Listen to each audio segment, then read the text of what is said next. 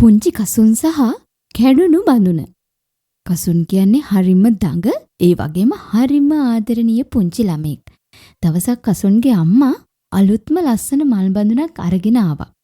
පුතේ, මේක හරිම වටින වීදුරු බඳුනක්. ඒ නිසා මේක ළඟ දඟලන්න එපා කියලා අම්මා කසුන්ට මතක් කළා. හැබැයි එදා හවස අම්මා කුස්සියේ වැඩ කර කර ඉන්නකොට කසුන් සාලේ ඇතුලේ පන්දුවකින් සෙල්ලම් කරන්න පටන් ගත්තා. එක පාරටම ටටාස් ගාලා ලොකු සද්දයක් ඇහුණා. කසුන් බැලුවාම අර ලස්සන මල් බඳුනේ කෑලි කෑලි වලට කැඩිලා බිම වැටිලා. කසුන් හරිම බය වුණා. අම්මා මට බනීවි කියලා හිතපු කසුන් ඉක්මනින්ම පන්දුව හංගලා තැනකට වෙලා හිටියා. අම්මා දුවගෙන ඇවිත් කවුද මේක කැඩුවේ කියලා ඇහුවාම කසුන් බයෙන් ගැහි මම දන්නේ අම්මේ පූසා තමයි ඒක කැඩුවේ කියලා බොරුවක් කිව්වා. අම්මා කසුන්ගේ මූණ දිහා ටික වෙලාවක් බලාගෙන හිටියා. කසුන්ට හරිම අපහසුයක් දැනුණා. එදා රෑ කසුන්ට නිින්ද ගියේ නෑ.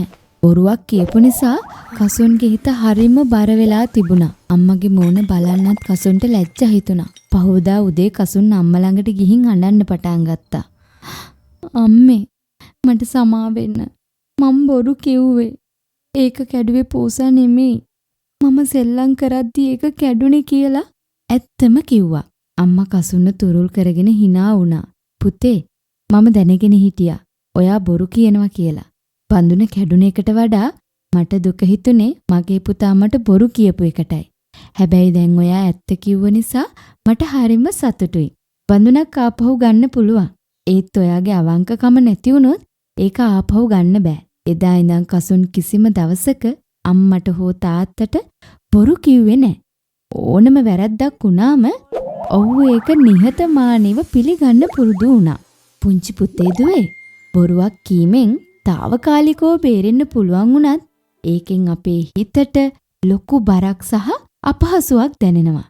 හැම වෙලාවෙම අම්මට තාත්තට ඇත්ත කීමෙන් අපේ හිතට සහනයක් වගේම හැමෝගෙම ගෞරවය ඒ වගේම ආදරයත් ලැබෙනවා. මේ වගේ ලස්සන කතන්දර ඔයාලට තවත් අහන්න බලන්න ඕනේ නම් අපිව subscribe කරලා තියාගන්න. ගිහින් එන්න. Thanks for watching, everyone.